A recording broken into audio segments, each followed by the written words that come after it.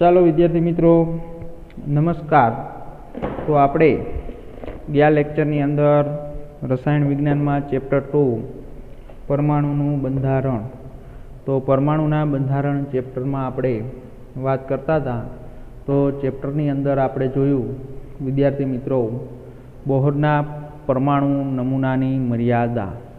તો ગયા લેક્ચરની અંદર વિદ્યાર્થી મિત્રો આપણે વાત કરી બોહરના પરમાણુ નમૂનાની મર્યાદાઓ। તો આપણે એની અંદર સમજાવ્યું હતું કે ભાઈ બોહરના પરમાણુય નમૂનો છે તે હાઇડ્રોજન પરમાણુ અથવા હાઇડ્રોજન પરમાણુ જેવા આયનોને સમજાવી શકે છે, અને જો હાઇડ્રોજન કરતાં વધારે એટલે કે હિલિયમ જેવા છે, હિલિયમ જેવા પરમાણુમાં માત્ર 2 જ ઇલેક્ટ્રોન ધરાવે છે તો પણ તેને સમજાવી શકતો નથી। અને બીજી પણ વાત કરી હતી આપણે ખાસ કે ભાઈ હાઇડ્રોજન જે વર્ણપટ છે તો એ વર્ણપટની અંદર જો ચુંબકીય ક્ષેત્રની હાજરી હોય તો જેને આપણે ઝીમેન અસર, અને વિદ્યુતીય ક્ષેત્રની હાજરી હોય તો એને આપણે સ્ટાર્ક અસર। તો એ સ્ટાર્ક અસર જે વર્ણપટીય રેખાનું જે વિપાટન સ્પ્લિટિંગ છે તો એ પણ સમજાવી શકતું નહોતું। અને ત્યાર પછી કે ભાઈ તે પરમાણુઓના રાસાયણિક બંધથી અણુ બનાવવાની ક્ષમતા વિશે પણ સમજાવી શકેલ નથી। હાલો, તો હવે વિદ્યાર્થી મિત્રો આપણે વાત કરીએ એમ કે પરમાણુ બોહરના જે પરમાણુય નમૂનો છે એ બોહરના પરમાણુય નમૂનાની મર્યાદા દૂર કરી અને ત્યાર પછીનો જે પરમાણુય નમૂનો આવ્યો તો એને કહેવાય ક્વોન્ટમ યાંત્રિક નમૂનો।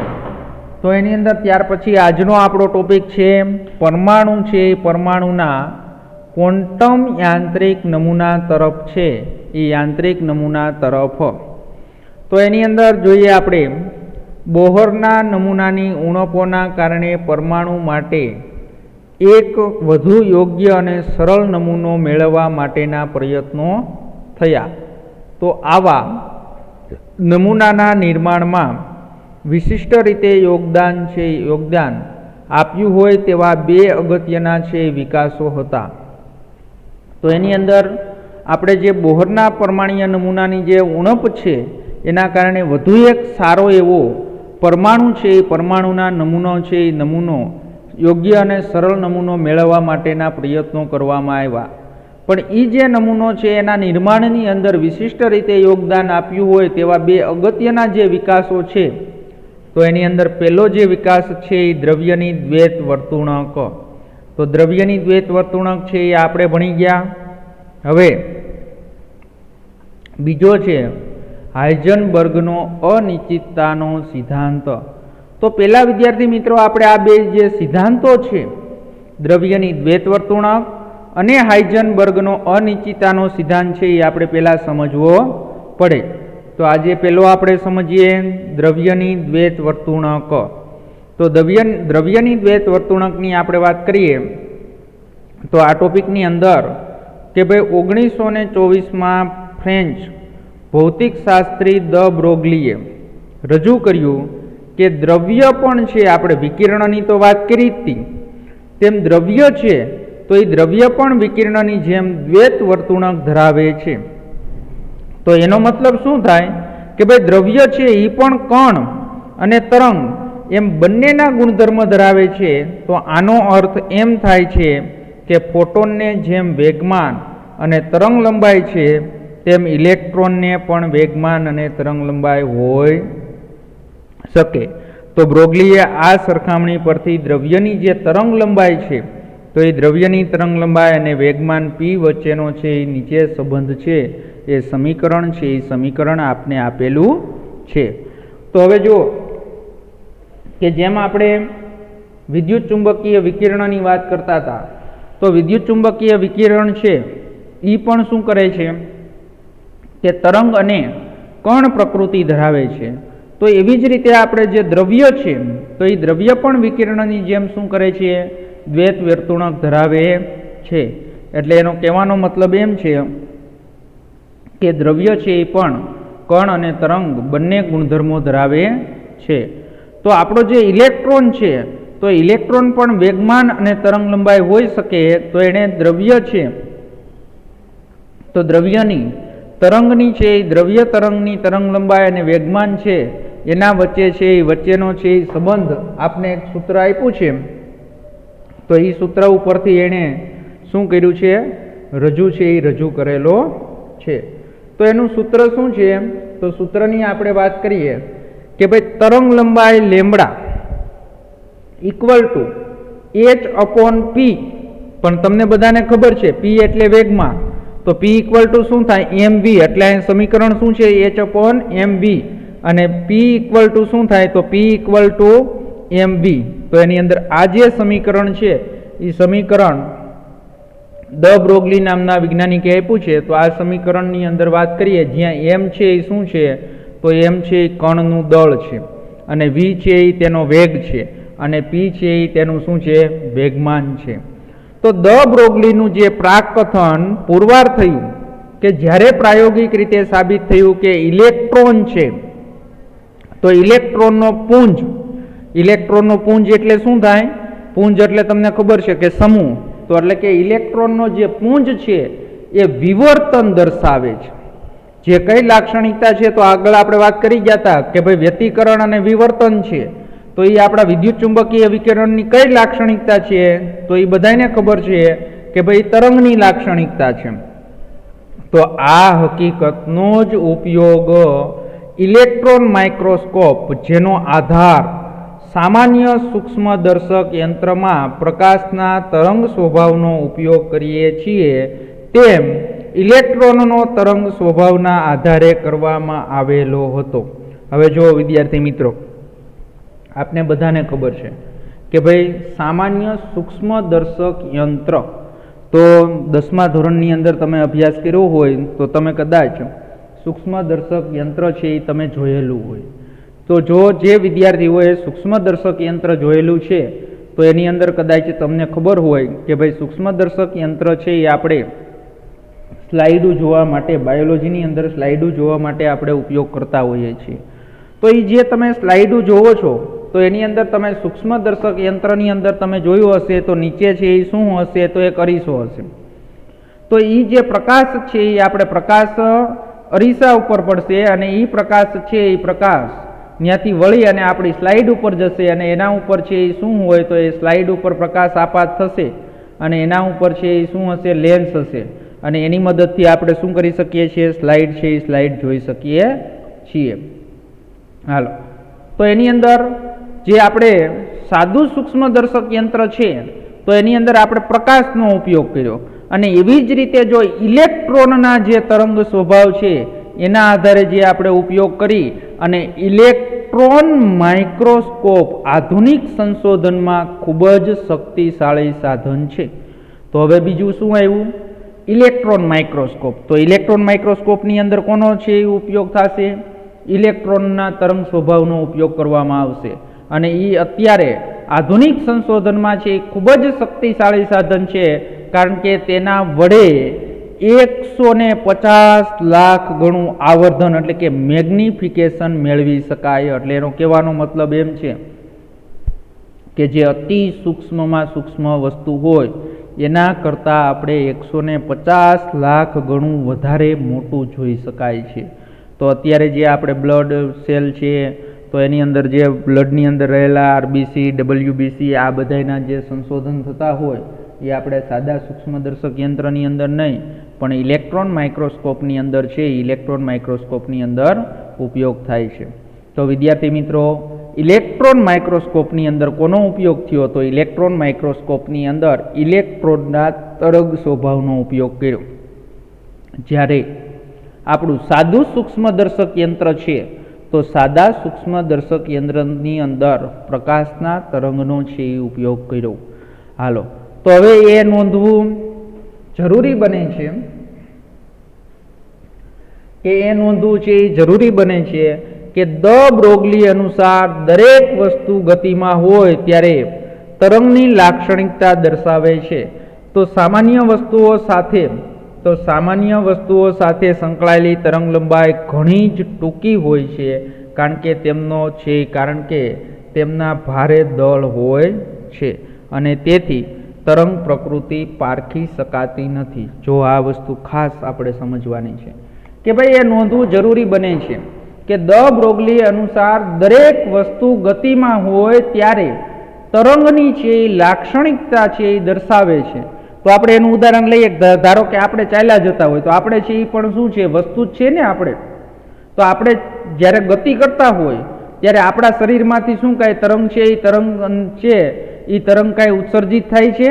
તો એ આપણે આના પછીના ટોપિકમાં હમણાં અહીંયા સમજશું કે ભાઈ જે વસ્તુનો દળ વધારે હોય, એટલે કે ભારે દળ ધરાવતી વસ્તુ હોય તો તે શું કરે છે, તે ઘણી જ ટૂંકી છે, એ ટૂંકી તરંગ લંબાઈ છે એ ધરાવતા છે એ શું કરે છે, તો ઘણી જ ટૂંકી છે એ ટૂંકી તરંગ લંબાઈ છે એ ધરાવતા વિકિરણ તરંગ છે એનું ઉત્સર્જન કરશે.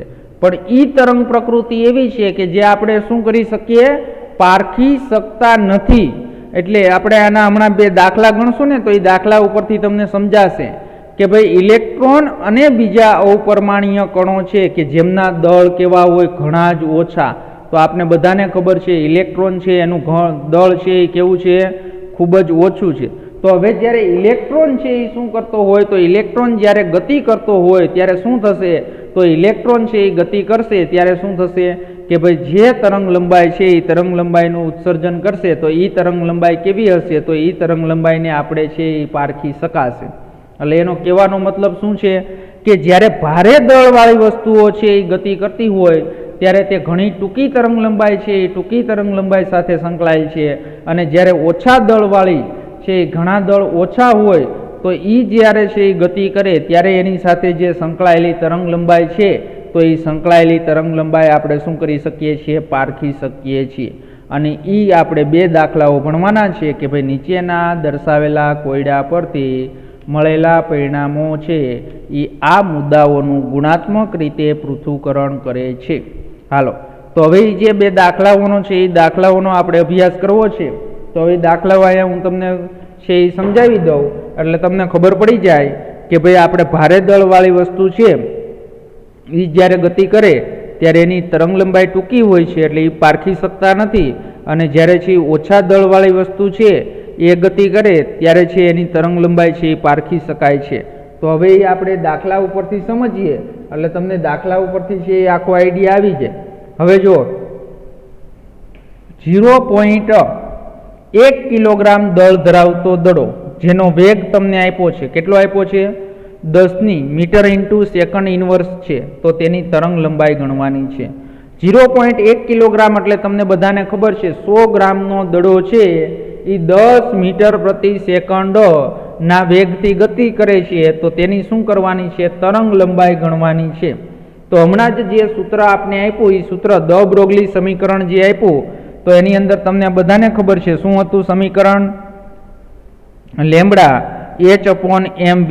હવે જો h એટલે શું છે, પ્લાન્ક અચળાંક, એની કિંમત મૂકી દો. પ્લાન્ક અચળાંકની કિંમત ખબર છે, m એટલે શું થશે, એનો દળ, અને v એટલે એનો વેગ. તો એની અંદર કિંમત તમે મૂકી દો તો અહીં તમને આપેલું છે કે ભાઈ 6.626 ઇન્ટુ 10⁻⁻34 જૂલ ઇન્ટુ સેકન્ડ, અને mv એટલે તમને ખબર છે 0.1 કિલોગ્રામ અને એનો વેગ 10. એટલે એનો આન્સર છે એ આન્સર શું આવશે, તો એનો આન્સર છે એ તમને કેટલો મળશે, તો આન્સર તમને મળશે કે ભાઈ એની જે તરંગ લંબાઈ છે લેમ્બડા, તો લેમ્બડા તમને કેટલી મળી, 6.626 ઇન્ટુ 10⁻⁴ મીટર. હવે જો આ જે 10⁻⁴ મીટર છે એટલે કેવી થશે તરંગ લંબાઈ, ખૂબ જ છે એ ખૂબ જ નાની થશે. હવે એના ઉપરથી આપણે શું કરવું છે, તો એના ઉપરથી આપણે છે એ બીજું આપણે શોધીએ કે ભાઈ આ તમને દડાની વાત કરી હતી, હવે એની સરખામણીમાં તમે જોઈ શકો છો 100 ગ્રામનો દડો લીધો હતો. હવે એના પછીનો કોયડો છે એ અભ્યાસ કરીએ એટલે તમને ખ્યાલ આવી જાય કે ભાઈ જો ઇલેક્ટ્રોનનું દળ 9.1 એ તો આપણે આગળ મેળવ્યું ગુણ્યા 10⁻31 કિલોગ્રામ છે. જો તેની ગતિજ ઉર્જા છે એ ગતિજ ઉર્જા આપી છે અહીંયા, એટલે ગતિજ ઉર્જા ઉપરથી આપણે શું કરવું પડશે, તો ગતિજ ઉર્જા ઉપરથી આપણે એનો વેગ શોધવો જોશે. તો એની ગતિજ ઉર્જા આપણે આપી છે 3.0 ઇન્ટુ 10⁻25 જૂલ હોય તો તમારે એની તરંગ લંબાઈ ગણવાની છે. તો એ તરંગ લંબાઈ આપણે જે આગળના દાખલામાં ગણી એવી જ રીતે તમારે તરંગ લંબાઈ છે એ તરંગ લંબાઈ ગણવાની છે. પણ જો અહીંયા તમને અહીંયા દડાનો તમને શું આપ્યો હતો? તો દડાનો છે એ તમને વેગ આપ્યો હતો, પણ અહીંયા એની શું આપી છે? તો અહીંયા તમને એની ગતિજ ઉર્જા આપી છે. તો આપણે આગળ પણ વાત કરી ગયા હતા કે ભાઈ ગતિજ ઉર્જા ઇક્વલ ટુ શું થાય સમીકરણ? તો ગતિજ ઉર્જા ઇક્વલ ટુ સમીકરણ આપણે આગળ અભ્યાસ કર્યો તો ગતિજ ઉર્જા ઇક્વલ ટુ સમીકરણ શું થાય? 1/2 mv². હવે જો m એટલે શું થશે? તો m એટલે દળ, ઇલેક્ટ્રોનનું દળ. તો હવે તમે સૂત્રનો કરતા કોને બનાવી દો? v ને. તો v ને સૂત્રનો કરતા બનાવી દેશો એટલે તમને શું મળી જશે? એનો વેગ મળી જશે. તો અહીંયા લખેલું છે આપણા કોયડાની અંદર. તો કોયડાની અંદર આપણે સમજીએ તો કોયડાની અંદર આપણે જોઈએ એટલે ખબર પડે તમને કે ગતિજ ઉર્જા ઇક્વલ ટુ 1/2 mv². તો mv² ને v ને શું કર્યો? સૂત્રનો કરતા બનાવ્યો એટલે શું થયું? 2ke એટલે કાઇનેટિક એનર્જી. એટલે શું થશે? તો કાઇનેટિક એનર્જી એટલે શું થશે? ગતિજ ઉર્જા છેદમાં શું જશે? m. અને આપણે v² હોય પણ v એટલે એનો શું થઈ જશે? ઘાતાંક 1/2. સમજણ પડી? હાલો 2 ગુણ્યા શું આપ્યું છે આપણે? એની ગતિજ ઉર્જા કેટલી આપી છે? 3.0 × 10⁻25. અને એનો એકમ આપ્યો છે તો એનો એકમ જો અહીંયા આપ્યો છે જૂલ ઇક્વલ ટુ લખવું હોય શું લખાય? Kilogram metre square into second inverse square. તો એની અંદર એનો એકમ લખ્યો છે છેદમાં m એટલે ઇલેક્ટ્રોનનું દળ 9.1 × 10⁻31. એટલે કિલોગ્રામ કેન્સલ થઈ જશે અને મીટર સ્ક્વેર છે એટલે પણ અહીંયા 1/2 એટલે મીટર, સેકન્ડ ઇન્વર્સ સ્ક્વેર છે એટલે 1/2 એટલે સેકન્ડ. એટલે આનો આન્સર આવશે શું આવશે? 812 મીટર ઇન્ટુ સેકન્ડ ઇન્વર્સ. તો હવે જે તમને 812 આપ્યો એ શું આપ્યો છે? તો 812 છે એ તમને શું આપ્યો છે? એનો વેગ આપેલો છે. શું આપેલો છે? વેગ આપેલો છે. તો વિદ્યાર્થી મિત્રો આપણે વેગ આપેલો છે. હવે આપણે જે સૂત્ર આગળ ભણી ગયા તો તે સૂત્ર શું છે? તરંગ લંબાઈ શોધવી હોય તો તરંગ લંબાઈ માટે શોધવા માટેનું સૂત્ર દ બ્રોગલી સમીકરણ શું છે? Lambda equal to h/mv. તો લેમ્બડા ઇક્વલ ટુ h/mv. તો કિંમત મૂકી દો. h ની કિંમત છે 6.626 × 10⁻34.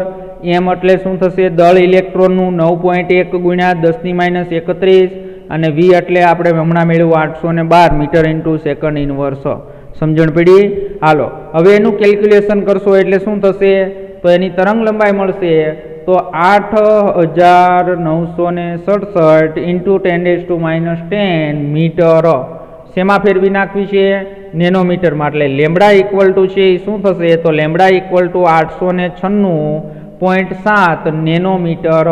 તો તમે જોઈ શકો છો કે જ્યારે દડાની વાત કરતા હતા ત્યારે એનો આન્સર છે એ કેટલો આવ્યો હતો? એનો આન્સર છે એ આવ્યો હતો કેટલો? તો એનો આન્સર આવ્યો હતો -34. અને અહીંયા તમે આન્સર જોઈ શકો છો તો 896.7 નેનોમીટર. તો તમને દડો છે એ ભારે વસ્તુ છે. કોની સરખામણીમાં? ઇલેક્ટ્રોનની સરખામણીમાં. તો ઇલેક્ટ્રોનનું દળ છે એ ખૂબ જ ઓછું હોવાના કારણે તેની સાથે સંકળાયેલી જે તરંગ લંબાઈ છે તો એ તરંગ લંબાઈ છે એ પારખી શકાય. પણ આ 10⁻34 જેટલી તરંગ લંબાઈ ખૂબ જ ટૂંકી તરંગ લંબાઈ હોવાના કારણે તે આપણે પારખી શકતા નથી. એટલે 896.7 નેનોમીટર તો એ તો આપણે ખબર છે, એ આપણે શું કરી શકીએ? પારખી શકીએ. તો હાલો હવે આગળ છે એક દાખલો આપેલો જોઈ લઈએ કે ભાઈ આ બે દાખલા ઉપરથી આખું તમને દ બ્રોગલી સમીકરણ છે એ દ બ્રોગલી સમીકરણ તમને સમજાઈ ગયું આ બે દાખલા ઉપરથી. પછી એક વધારાનો દાખલો આપ્યો છે એની વાત કરી લઈએ. એક લેમ્બડા આપેલો છે એટલે તરંગ લંબાઈ 3.6 એંગસ્ટ્રોમ આપેલ છે. એની તરંગ લંબાઈ ધરાવતા ફોટોનનું દળ ગણો.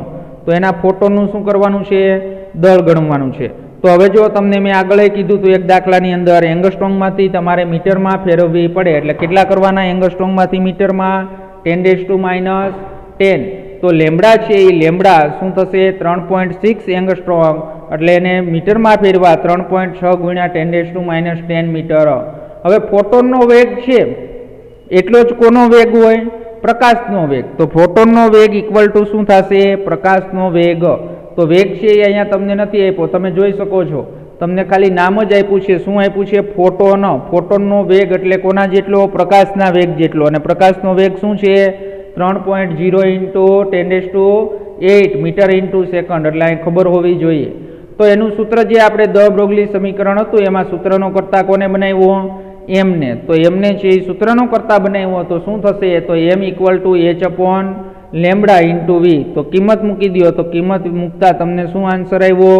તો કિંમત મૂકી એટલે તમને મળશે આન્સર 6.135 ગુણ્યા 10⁻29 કિલોગ્રામ. એટલે ફોટોનનું દળ છે એ ફોટોનનું દળ તમને મળી ગયું. સમજણ પડી? હાલો, તો વિદ્યાર્થી મિત્રો આ ટોપિક જે આપણે અભ્યાસ કર્યો તો એ ટોપિક છે દ બ્રોગલી સમીકરણ એટલે કે દ્રવ્યની દ્વૈત વર્તુણક. શું ભણ્યા આપણે? દ્રવ્યની દ્વૈત વર્તુણક. હવે ત્યાર પછી બીજું શું કીધું છે આપને? તો ત્યાર પછી બીજું કીધું છે હાઇઝનબર્ગનો અનિશ્ચિતતાનો સિદ્ધાંત. તો હાઇઝનબર્ગનો અનિશ્ચિતતાનો જે સિદ્ધાંત છે એનો આપણે અભ્યાસ કરવાનો છે. હાલો, તો એનો આપણે અભ્યાસ કરીએ. હાઇઝનબર્ગનો છે અનિશ્ચિતતાનો જે સિદ્ધાંત છે તો એ સિદ્ધાંત આપણે સમજીએ. હાલો, હાઇઝનબર્ગનો છે હાઇઝનબર્ગનો અનિશ્ચિતતાનો સિદ્ધાંતની આપણે વાત કરવી છે. તો એની અંદર બીજો આપણો સિદ્ધાંત છે તો બીજો સિદ્ધાંતનો અભ્યાસ કરીએ. હાઇઝનબર્ગનો અનિશ્ચિતતાનો સિદ્ધાંત. તો એની અંદર આ સિદ્ધાંત છે જર્મન ભૌતિકશાસ્ત્રી. તો જર્મન ભૌતિકશાસ્ત્રી હાઇઝનબર્ગે 1927માં અનિશ્ચિતતા સિદ્ધાંતનું નિવેદન કરેલું જે દ્રવ્ય અને વિકિરણ છે દ્વૈત વિકિરણનું પરિણામ હતું. અને આ નિયમ નિવેદિત કરે છે કે તો હવે જે આપણો હાઇઝનબર્ગનો અનિશ્ચિતતાનો સિદ્ધાંત છે કે ઇલેક્ટ્રોનનું ચોક્કસ સ્થાન અને ચોક્કસ વેગમાન અથવા વેગ એક જ સાથે નક્કી કરવાનું અશક્ય છે. જો શું આપણે કીધું? હાઇઝનબર્ગનો અનિશ્ચિતતાનો જે સિદ્ધાંત છે એ શું નિવેદિત કરે છે? તો કે ભાઈ ઇલેક્ટ્રોનનું ચોક્કસ સ્થાન, તો ઇલેક્ટ્રોનનું ચોક્કસ સ્થાન અને ચોક્કસ વેગમાન, તો અને ચોક્કસ વેગમાન છે એ ચોક્કસ વેગમાન એક જ સાથે નક્કી કરવાનું અશક્ય છે. શા માટે અશક્ય છે? તો એ તો આપને ખબર હોવી જોઈએ કે ભાઈ ઇલેક્ટ્રોન છે એ સતત રીતે શું કરે છે? ગતિ કરે છે. તો એનું સ્થાન અને વેગમાન એક જ સાથે નક્કી કરવાનું શું છે? અશક્ય છે. તો એણે ઘણા બધા પ્રયોગો છે એ પ્રયોગો કરી અને એના માટેનું એણે શું આપ્યું છે? ગાણિતિક રીતે સમીકરણ છે એ નીચે પ્રમાણે દર્શાવી શકાય. તો એ સમીકરણ છે એ પણ આપણે ખૂબ જ મોસ્ટ આઈએમપી સમીકરણ છે અને એ સમીકરણ ઉપરથી છે એ ઘણા બધા છે એ ઘણા બધા દાખલાઓ અને ઘણા બધા એમસીક્યુ છે એ એમસીક્યુ આવે. તો એ સમીકરણ છે એ ખાસ સમીકરણ આપણે ભણવાનું છે. તો સમીકરણ શું છે? Delta x into delta p x equal અથવા શું થાય? Greater than. તો એ ગ્રેટર ધેન h/4π. શું થશે? h/4π. અથવા તમે શું લખી શકો? અહીંયા પી લખેલો છે. શું લખેલું છે? પી. અને આપને ખબર છે કે પી બરાબર શું થાય? તો હમણાં જ આપણે વાત કરીએ પી બરાબર mv. શું થાય? પી બરાબર mv. પણ તમને બધાને ખબર છે કે ડેલ્ટા પી લખેલું છે. તો ડેલ્ટા પી એટલે શું થશે? તો ડેલ્ટા પી ઇક્વલ ટુ શું થાય? એમ છે એમ ઇન્ટુ ડેલ્ટા વી. શું થશે? ડેલ્ટા વી. એમ કેમ લખું? ડેલ્ટા પી લખો તો ડેલ્ટા એમ વી ન લખાય? ન લખાય, કારણ કે એનું દળ એમ એટલે દળ છે, દળ બદલાય નહીં, પણ એનો વેગ છે એ વેગ શું થાય? બદલાશે. એટલે હવે આપણું સમીકરણ delta x into delta m v x greater than or equal to h/ શું થશે? 4π. અથવા હજી સમીકરણ આપણે એની અંદર એમને આપણે અહીંયા જવા દઈએ એટલે શું થઈ જશે? Delta x into delta v equal to or greater than શું થશે? h/4πm. એટલે આ એમ છે એને આપણે અહીંયા ક્યાં જવા દીધો? છેદમાં. એટલે અહીંયા થઈ ગયું 4πm. હવે ડેલ્ટા એક્સ છે એ શું છે? તો એ બધા આપણે સમજી લઈએ. ડેલ્ટા એક્સ જે કણો છે તો એ કણની તેના સ્થાનમાં અનિશ્ચિતતા, એટલે ડેલ્ટા એક્સ એટલે શું થયું? તેના સ્થાનમાં અનિશ્ચિતતા. અને ડેલ્ટા પી એક્સ એટલે તેના વેગમાનમાં અનિશ્ચિતતા છે. જો ઇલેક્ટ્રોનનું સ્થાન ડેલ્ટા એક્સ નાનો છે તો ખૂબ જ છે ચોકસાઈથી જાણતા હોઈએ તો તે સમયે ઇલેક્ટ્રોનનો વેગ અનિશ્ચિતતા એટલે કે ડેલ્ટા વી એક્સનું શું થાય મૂલ્ય છે ઘણું જ મોટું હશે. જો ઇલેક્ટ્રોનનો વેગ શું કહું છું ઇલેક્ટ્રોનનો વેગ તમે ચોકસાઈપૂર્વક જાણતા હોઈએ એટલે ડેલ્ટા વી એક્સનું મૂલ્ય કેવું હોય નાનું હોય તો તે સમયે ઇલેક્ટ્રોનનું સ્થાન છે એ કેવું હશે અનિશ્ચિત હશે એટલે કે ડેલ્ટા એક્સનું ઘણું છે એ ઊંચું મૂલ્ય મળશે. તો આમ આપણે ઇલેક્ટ્રોનના સ્થાન કે વેગ માટે કોઈ ભૌતિક માપન કરીએ તો નતીજો હંમેશા છે એ અસ્પષ્ટ અને કેવો હોય ધૂંધળું ચિત્ર છે એ જોવા મળશે. હવે જો એની અંદર છે ને આ તમને પેરેગ્રાફમાં આપ્યું ને એ તમને સમજાવી દઉં કે ભાઈ તમને પેલું એવું કીધું કે ઇલેક્ટ્રોનનો વેગ જો ઇલેક્ટ્રોનનો વેગ ચોકસાઈપૂર્વક જાણતા હોય ઇલેક્ટ્રોનનો વેગ એટલે વી એટલે ડેલ્ટા વીનું મૂલ્ય નાનું હોય તો તે સમયે ઇલેક્ટ્રોનનું સ્થાન છે એ કેવું હશે અનિશ્ચિત હશે એટલે કે ડેલ્ટા એક્સ છે એ ઘણું જ છે એ કેવું મૂલ્ય હશે ઊંચું મૂલ્ય હશે. હવે જો અહીંયા આપણે સમીકરણની આ બાજુ શું લખ્યું છે તો delta x into delta v તો બધાને ખબર છે કે ભાઈ delta x into delta v equal to શું છે તો ઇક્વલ ટુ શું છે h/4πm. h એટલે પ્લાન્ક અચળાંક, પાઈ એટલે કિંમત અને m એટલે એનું દળ બદલાય નહીં એટલે આ જવાબ છે એ કેવો હોય તો આ જવાબ છે એ કેવો હોય કોન્સ્ટન્ટ હોય અચળ હોય કેવો હોય અચળ. કોઈ પણ પદાર્થ માટે છે આ કોઈ પણ પદાર્થ માટે આ જવાબ છે એ અચળ હોય. હવે જેટલો ડેલ્ટા એક્સ મોટો એટલો ડેલ્ટા વી નાનો અને જેટલો ડેલ્ટા વી મોટો એટલો ડેલ્ટા એક્સ નાનો એટલે આ ત્રણ લીટી તમને સમજાઈ ગઈ સમજણ પડી. એટલે delta x into delta v એક્સનો જે ગુણાકાર છે એ ગુણાકાર તો અચળ હોય કોઈ પણ છે એ પદાર્થ માટે. દળ છે એ દળ એનું અચળ હોય પ્લાન્ક અચળાંક છે 4 છે અને પાઈ છે. તો હવે ડેલ્ટા એક્સ અને ડેલ્ટા વી હોય તો જો ડેલ્ટા એક્સ મોટો હોય તો ડેલ્ટા વી નાનો હોય ડેલ્ટા વી મોટો હોય તો ડેલ્ટા એક્સ નાનો હોય. સમજણ પડી ગઈ. હાલો હવે આપણે આગળ વાત કરીએ કે ઉદાહરણની વાત કરવાની છે તો એની અંદર અનિશ્ચિતતાનો સિદ્ધાંત ઉદાહરણ દ્વારા સૌથી સારી રીતે સમજી શકાશે. ધારો કે તમને કોઈ એક પાતળા કાગળની જાડાઈ માપવા માટે અંકિત કર્યા વગરની માપપટ્ટી માપવાનું કહેવામાં આવે. તમને એમનું ઉદાહરણ પછી આપણે ટેક્સ્ટબુકના શબ્દ જોઈએ.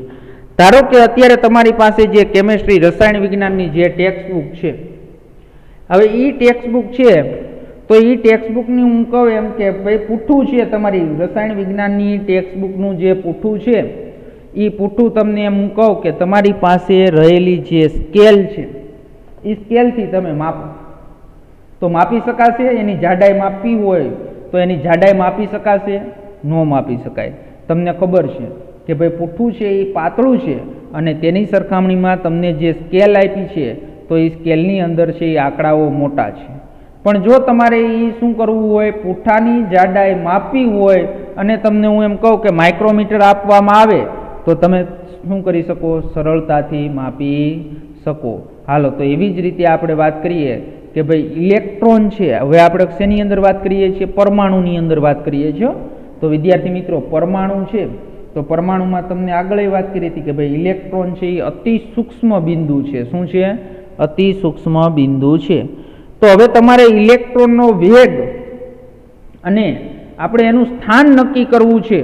તો ઇલેક્ટ્રોનનો વેગ અને સ્થાન નક્કી કરવું છે તો તમને બધાને ખબર છે કે કોઈ પણ પદાર્થ હોય એમાં ઇલેક્ટ્રોન રહેલો હોય તો ઇલેક્ટ્રોનને આપણે નરી આંખે જોઈ શકીએ છીએ નહીં. તો ઇલેક્ટ્રોનને આપણે નરી આંખે જોઈ શકતા નથી. તો જો ઇલેક્ટ્રોનને આપણે નરી આંખે જોઈ શકતા ન હોય તો તેનું સ્થાન અને તેનો વેગ નક્કી કરવો હોય તો વેગ નક્કી કરવા માટે શું કરવામાં આવે તો આપણે એને છે પહેલાં તો ઇલેક્ટ્રોનને જોવા માટે આપણે શું કરશું તો એને છે ઇલેક્ટ્રોન માઇક્રોસ્કોપમાં રાખશું.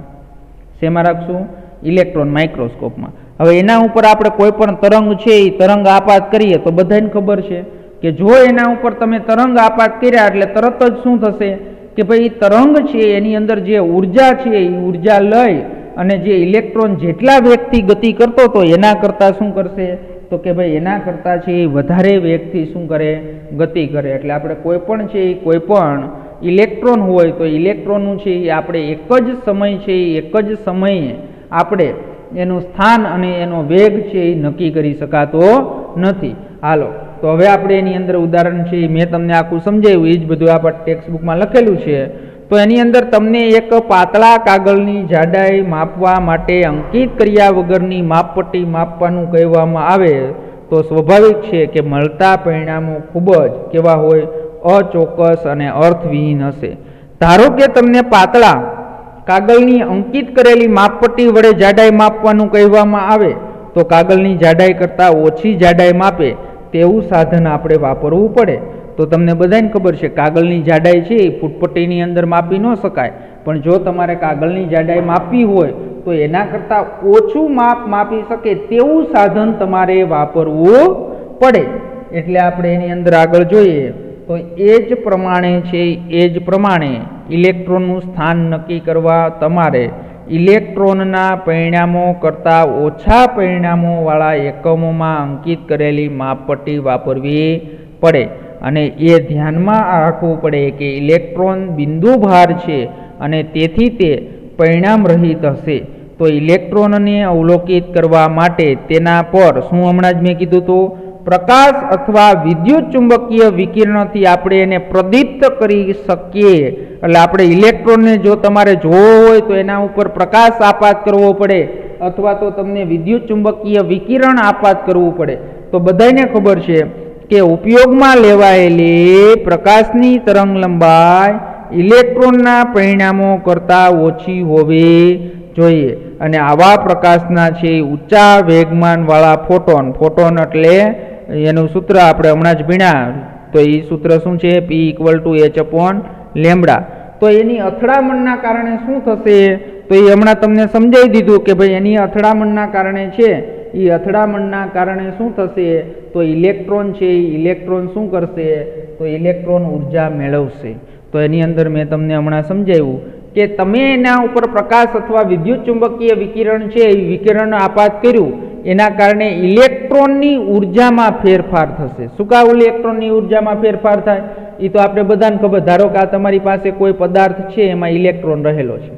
હવે આ ઇલેક્ટ્રોનનું તમારે વેગ અને છે એ વેગ અને એનું સ્થાન નક્કી કરવું હોય તો તમે એના ઉપર છે એ શું કરશો? એના ઉપર પ્રકાશ આપાત કરશો અથવા વિદ્યુત ચુંબકીય વિકિરણ આપાત કરશો. તો બધાને ખબર છે કે આપણે હમણાં જ છે એ વાત કરી હતી બોહરના પરમાણ્વીય નમૂનામાં કે જો એને પ્રકાશ આપાત કરવામાં આવે એના ઉપર તો તે શું કરે? તો તે છે ઉર્જા મેળવી અને શું કરશે? તો ઉર્જા મેળવી અને તે છે એ શું કરશે? વધારે વેગથી છે એ ગતિ કરવા મળશે. એટલે હવે તમારે એની જે ચોક્કસ જે ખરેખર એનો વેગ હતો એ માપવું હોય તો તમે માપી શકો? ન માપી શકો.